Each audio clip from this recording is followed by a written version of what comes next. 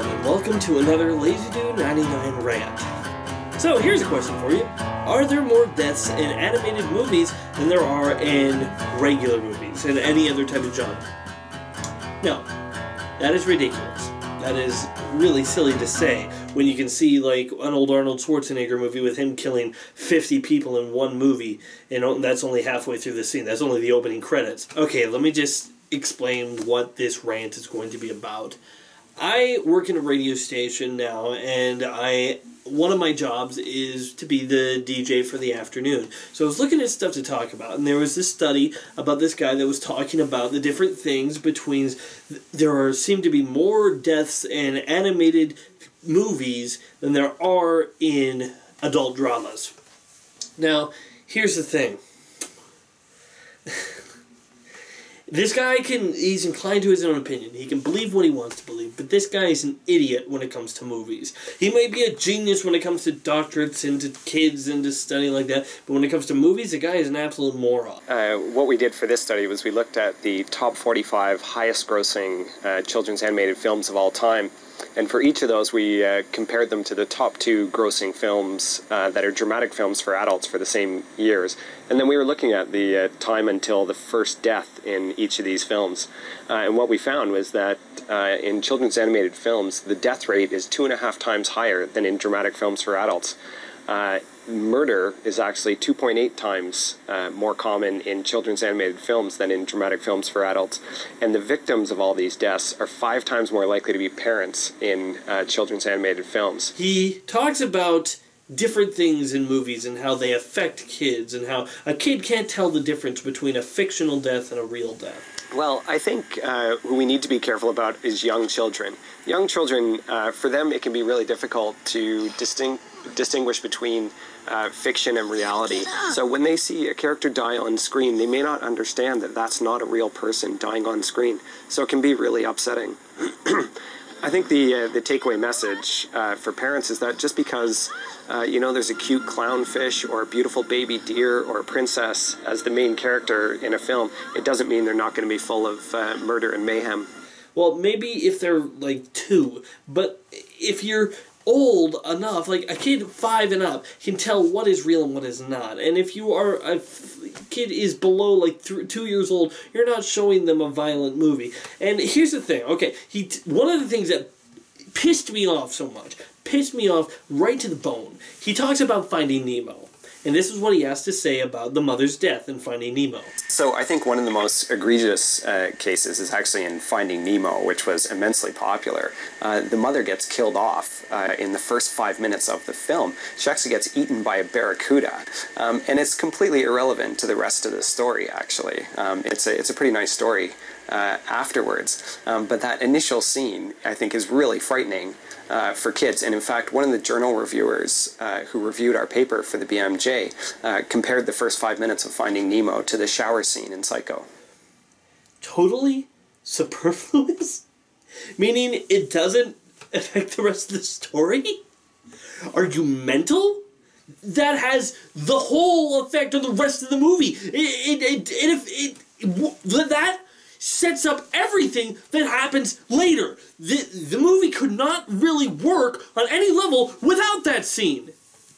That whole scene sets up why Marlin is an overprotective parent and why we sympathize with him. If he was just an overprotective parent without that scene, then he would have just been a jerk that won't let his kid do anything for no reason. We need to relate to these characters. We need to identify with them. And the best way to do that is to show them going through tragedy and going through hard times. And he talks about Frozen, characters dying in...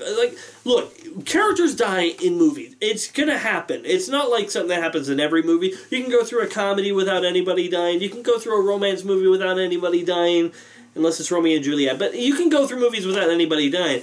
But animated movies normally have people die in them for...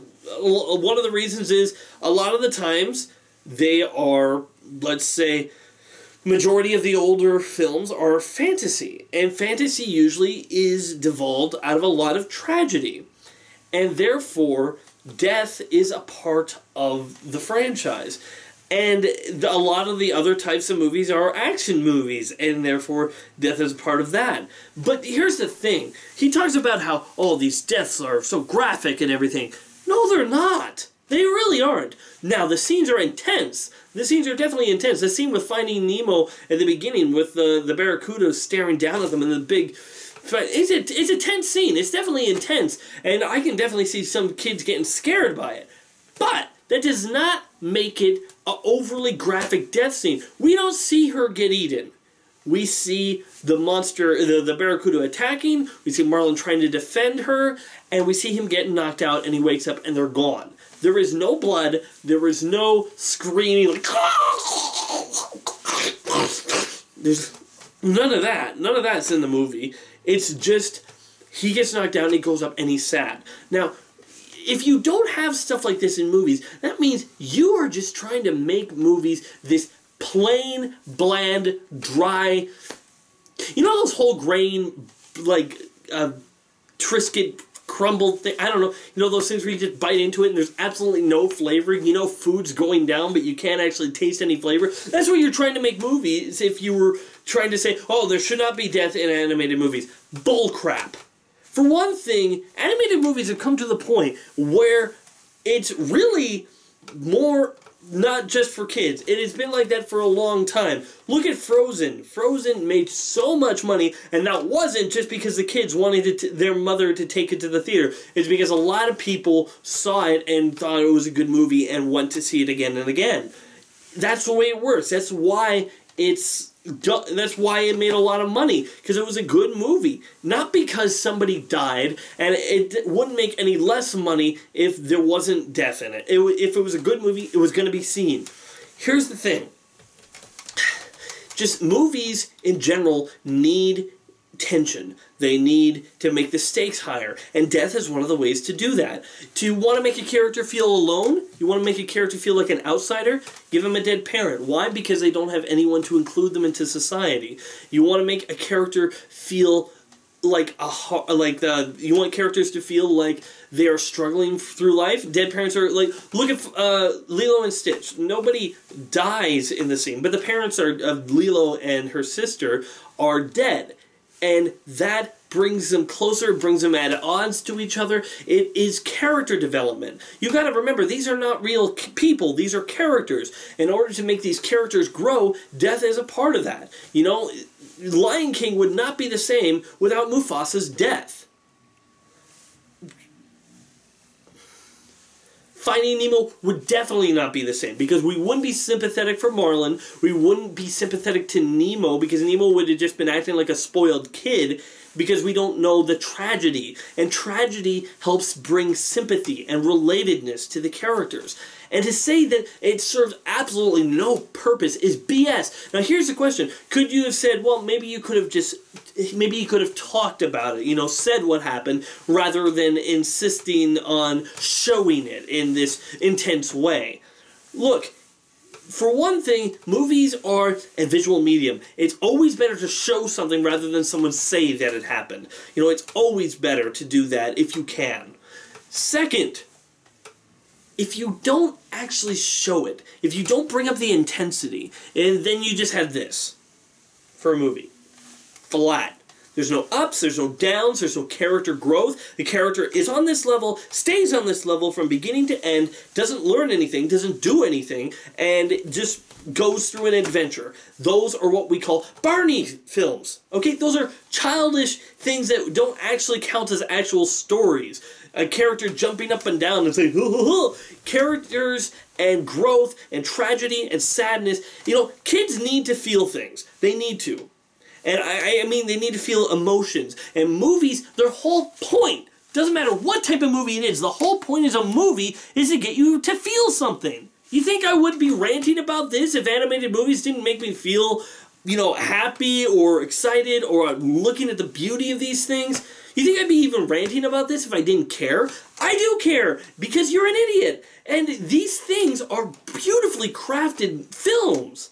And to say, well, you know what? You don't need that. Yes, you do, because kids need to feel things. They need to feel scared. They need to feel sad. Why? Because these are the introductions to those feelings, you know? here's a big thing. Parents need to sometimes let their kids cry. They need to let their kids be sad because they need to feel what that is like. They go throughout their entire life and you hide them from, let's hide them from all scary things and all sad things. They'll never adjust to it. They'll never be able to experience it. And movies and storytelling are a way for people to experience it.